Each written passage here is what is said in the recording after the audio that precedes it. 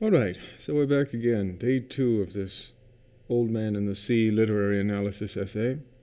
So first thing, after having a day to think about it, I realized that this example that we used of people retiring and golfing isn't a very good one.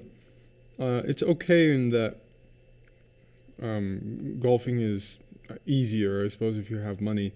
The point that we were making is that when you're trying to do something, the people that aren't making an attempt, who aren't risking embarrassment, don't gain any glory. They don't take any risk, but there's no benefit associated with their behavior. So instead, I'm going to choose an analogy of someone sitting on a couch, watching a basketball game, taking no risk, avoiding any chance of being embarrassed, but having no chance of gaining glory. So Santiago's like the guy out on the court, sweating, looking silly if he screws up, but having the chance to do a great thing, which is what every hero has to do.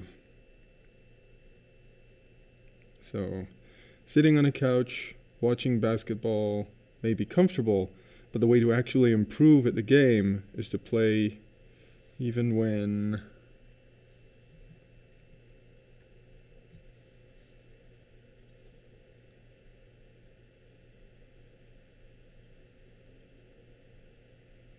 critics are watching.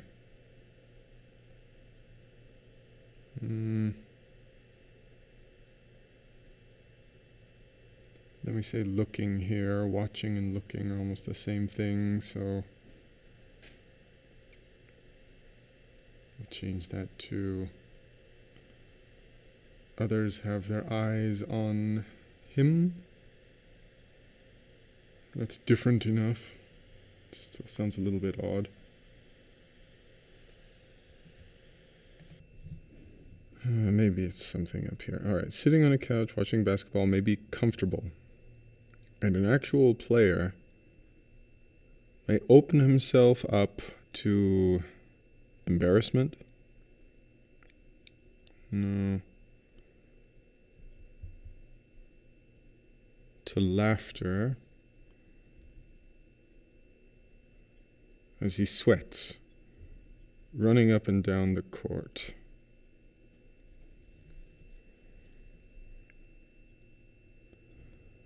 But no glory is earned on the couch. We don't want to say couch twice. But no glory is earned by the spectators. Okay, I think that will work. We'll remove this best proved to... So I'm trying to get rid of this because he's passing a test of some kind by not caring that people are snickering at him.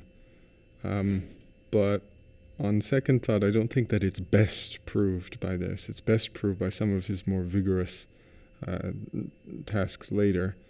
And I don't want to exaggerate if it's not true, so let's just say that his endurance is proved here at the terrace when others are watching. We won't say best or first. Well, yeah, maybe the first test. So not that it's the best, just that's what happened first. That will work. As a means of restating our thesis statement in a different way, as we had it in the introduction. Okay, now that that error is done, it's time to move on. So when we left off yesterday, we had our topic clause that was introduced quite late in the paragraph, actually, that he shows evidence of his hope when he says, "How would you like me to bring one in that dressed over 1,000 pounds?" And now we're talking about that. So a quitter would be too ashamed to declare something like, what if I got a big giant fish? And let's throw in some examples to expand on that idea. In life, people are often as eager to look for excuses as they are for success. So I think that's what happens here. People say, at least you tried, or you did your best. People often also just outright say, well, at least you can blame it on X or something. But someone who's really goal-oriented doesn't think that way, and Santiago doesn't. So I'm thinking about the basketball player again. We can use that. Returning to the aspiring basketball player,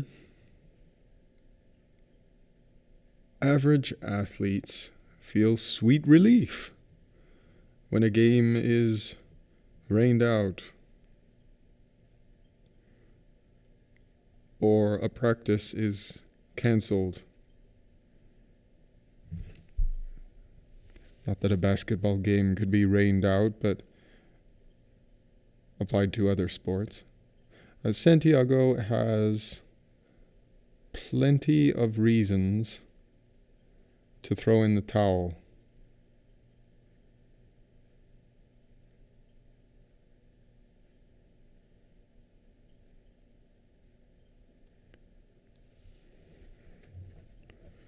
But his mind is keenly focused on fulfilling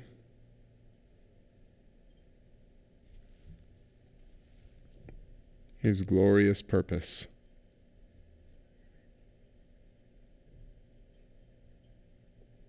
So it can be a challenge restating the thesis statement again and again, once per paragraph, sometimes even more than once per paragraph, and saying it in a different way. So I'm going to avoid saying endurance again, just by hinting at one aspect of endurance, which is discipline. So we'll finish off with that.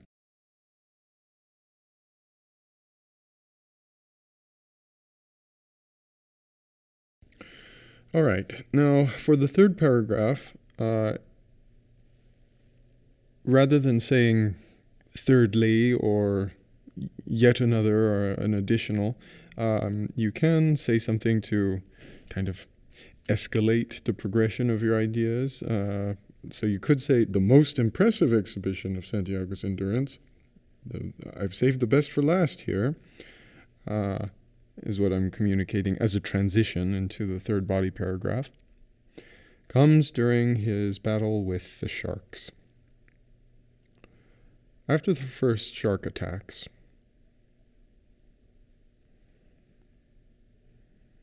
the sense that Santiago knows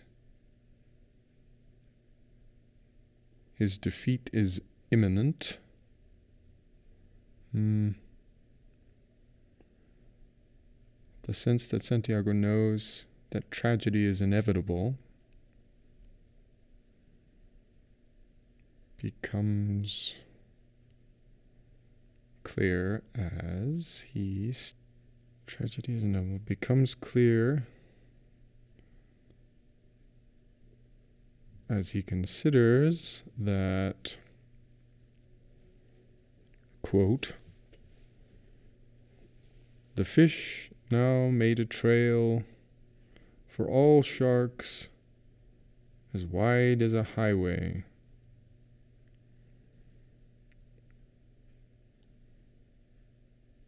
Through the sea. Okay, so when he sees this, it's kind of evidence that it's all over. But the very next line shows that it doesn't mean he's going to give up.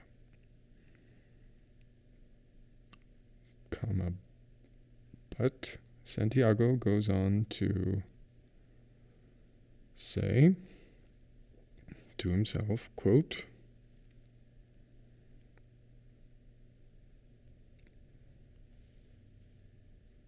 Don't think of that.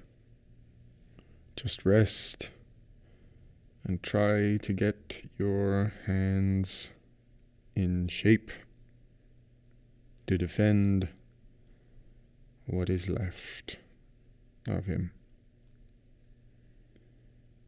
So don't think of the impending disaster.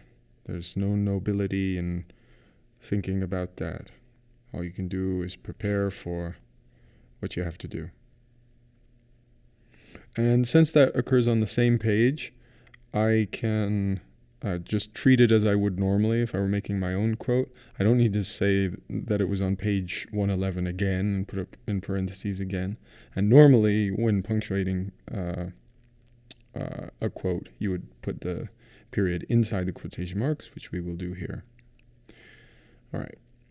He knows that the fish will be completely devoured and that nothing he can do will successfully prevent, I can't say the tragedy again, so the disaster.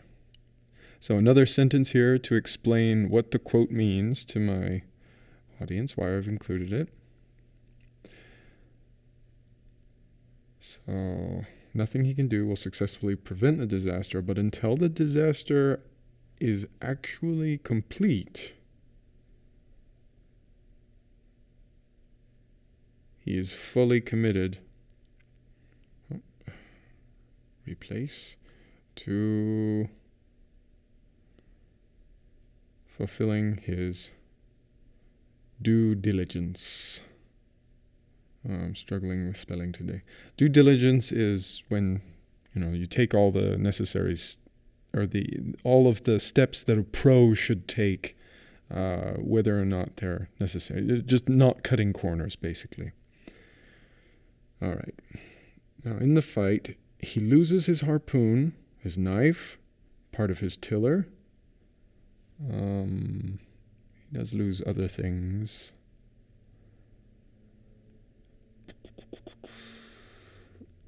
And he suffers physical pain. No, that's not really parallel. We'll talk about that later in term 1 or possibly in term 2, how the parallel structure requires that everything in a list be the same. So if we have harpoon, noun, knife, noun, and part, noun, and then we have another item in the list where it's an independent clause, it's like duck, duck, goose. It doesn't quite work out. So we'll just end that list with harpoon, knife, and part, and then go on, treating that as an icy, fanboys icy, and in fact, some of these resources could have been salvaged if he had merely given up. So with that, in a way, he actually lost a little bit more because he kept trying, but that doesn't matter. The man is not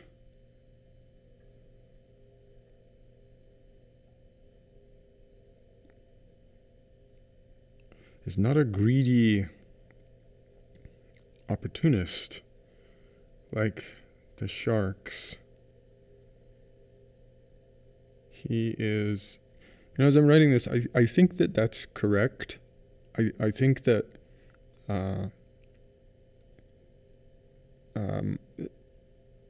the old man always talks about himself as being a brother with the marlin. The marlin's like him. The marlin's this noble creature that just pulls the boat on and on and on. When, a quick death would go easier with him, or if he jumped or did some kind of trick of some kind, he could get away. But the marlin just swims out straight for days. And so Santiago sees himself as that kind of a creature, maybe. That's why he's his true brother, whereas the sharks will go to any old kind of nasty measure to get what they want. And he's not like that. So even if he's going to lose his equipment, he's willing to do that in order to do things in the right way in his mind. He is a creature of nobility, like the marlin, and so he fights until the battle is completely over, so that at last, when he feels So there's the part at the end where he fights the last shark. When it's all over, the marlin's been gobbled up. He feels something break inside of him, and he spits out some blood. And he says, "Itet galanos," and it's supposed to be this this noble declaration, I think. So I'm going to include that quote here. Now, if I were just describing this and not including the quote, I would still need to put the page number in parentheses when you paraphrase something. It's just like using a quote. You need to say where you got it. But I will include part of the quote here. So we will put the page. So that at last, when he feels something coppery and sweet in his mouth and spits into the ocean, he can declare outright, "Itet galanos," and make a dream you've killed a man. And he says that quote, "Man can be destroyed, but not defeated. Man is not made for defeat." Something along those lines. You can take away everything I've got, but not my dignity, not my pride. So make a dream you've killed a man. You haven't beaten me. You just made me wreck all my stuff and lose my fish. All right, page 119. And then we'll explain that quote as well. The old man seems to be saying with confidence. Maybe stating is stronger. Why is that giving me the squiggly? No, it's fine. The old man seems to be stating with confidence the knowledge that he gave everything he had to give.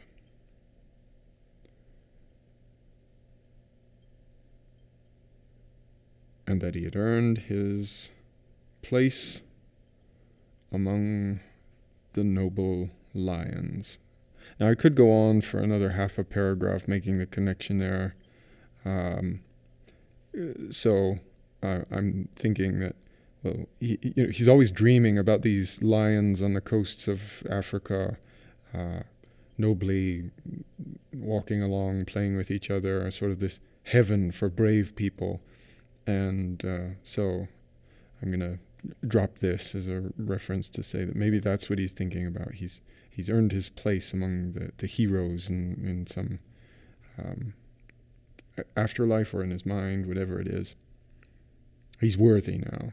Okay. So earned his place among the noble lions by fighting to the end. Okay.